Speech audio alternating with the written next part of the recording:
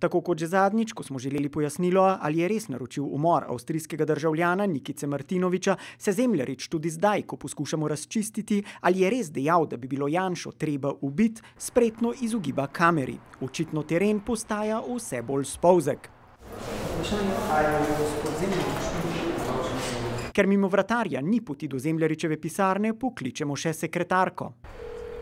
Prosim. A bi lahko govoril z gospodom Zemljaričem? A pride danes še kaj? Ne vem. Veste, kje bi ga lahko dobili? Ne. Janeza Zemljariča smo tudi po elektronski pošti prosili, če lahko pojasni, ali je res dejal, da bi bilo Janšo treba ubiti. No, odgovora nismo prejeli, tako kot tudi ni odgovoril na vprašanje, ali ga je policija, ki je bila o njegovi domnevni grožnji obveščena, morebiti zaslišala. Sploh ravnanje policije odpira nekaj vprašanj. Zakaj je generalni direktor policije Veniger, ko je o Zemljaričevih grožnjah obvestil Center za varovanje, zapisal, da centru ni treba storiti ničesar, ker da policijska preiskava poteka. Medtem ko tiskovni predstavnik policije zdaj pojasnjuje, da niso izvedli predkazenskega postopka, ker da bi Janša moral sam sprožiti pregon z zasebno tožbo. Je tam jasno zapisano, da Center za zaščito naj ne ukrepa, kajti poteka kriminalistična preiskava.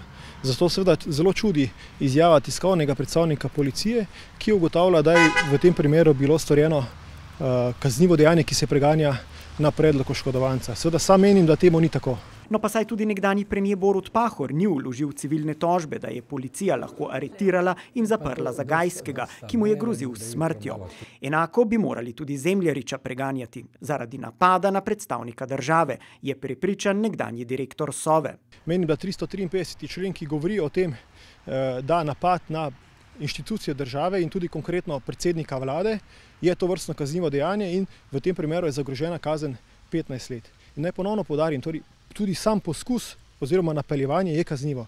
No, na policiji medtem pojasnjujejo, da niso ukrepali po uradni dolžnosti, ker so ocenili, da pač ni nevarnosti, da bi do uresničitve grožnje lahko dejansko prišlo. Iz tožilstva pa so sporočili, da o grožnjah sploh niso bili obveščeni.